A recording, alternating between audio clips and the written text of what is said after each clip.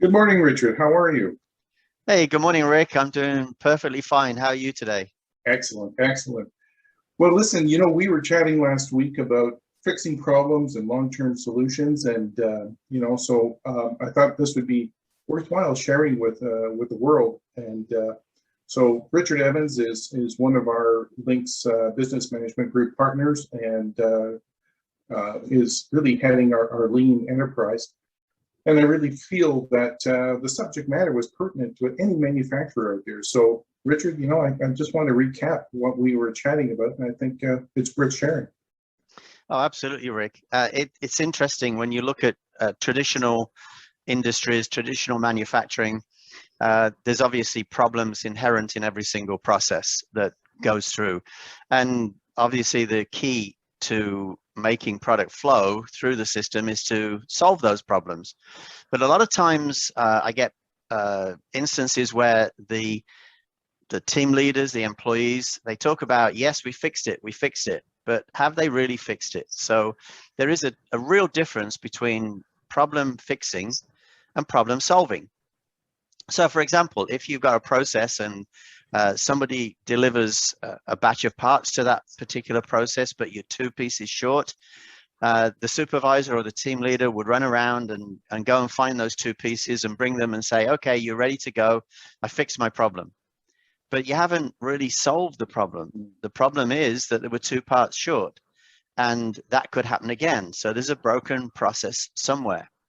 And it's very interesting that you look at lean, you look at the mindset of companies that adopt lean, and you see the difference, the total difference. And the total difference basically is that traditionally the team leaders, the leadership, they're firefighting every single day. And they're putting fires out. But what they're doing is they're not going down and stopping the actual fires from starting again. So the same process will happen over and over again. Yeah. And we see this in every single industry. Yeah. We've experienced it working with manufacturers where, they're just too busy, right? Doing things in an inefficient way. So it doesn't allow them the time to really think about what's the root cause, what's going on, how can I fix this so it doesn't bother me again? They just put a Band-Aid on it and move on to the next. And there isn't a manufacturer in the world that doesn't suffer that to some degree. So how would you say would be the best way to really influence change within a company to just say, take a time out, look at the root cause, look at the problem, and make a permanent solution so you can be more efficient in their utilization of your workforce? It's a good question, Rick.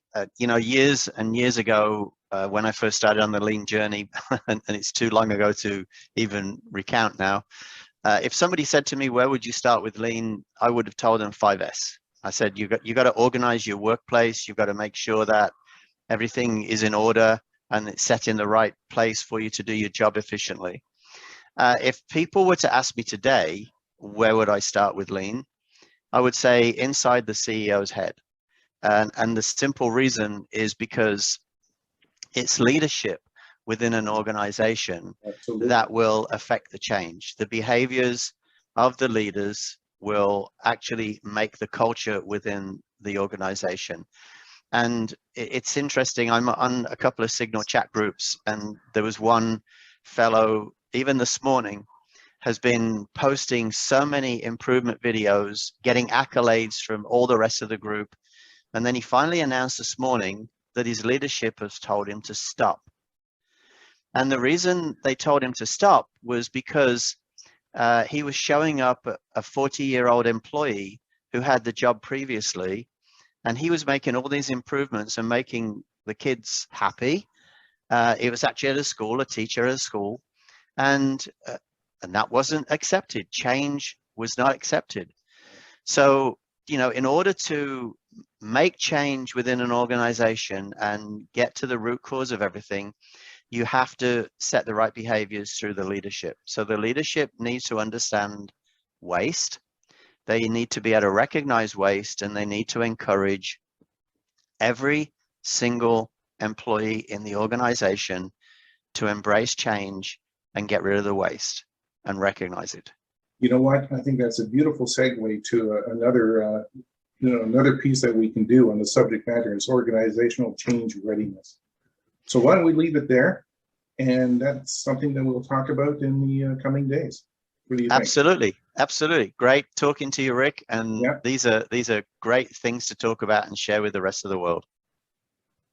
If you want more information, reach out to us at LYNXBMG.com. We'll be more than pleased to talk to you about any subject matter about manufacturing excellence. All right, take care. Thanks.